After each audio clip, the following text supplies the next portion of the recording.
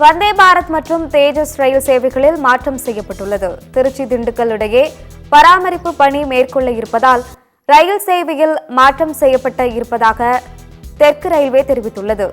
அதன்படி குருவாயூரிலிருந்து இரவு 11:15 மணிக்கு புறப்பட்டு எழும்பூர் வரும் எக்ஸ்பிரஸ் ரயில் இன்று மற்றும் 6, 8, 10 ஆகிய தேதிகளில் விருதுநகர், மானாமதுரை, காரைக்குடி, திருச்சி ஆகிய மாற்றுப்பாதை வழியாக எழும்பூர் வரும் என தெரிவிக்கப்பட்டுள்ளது.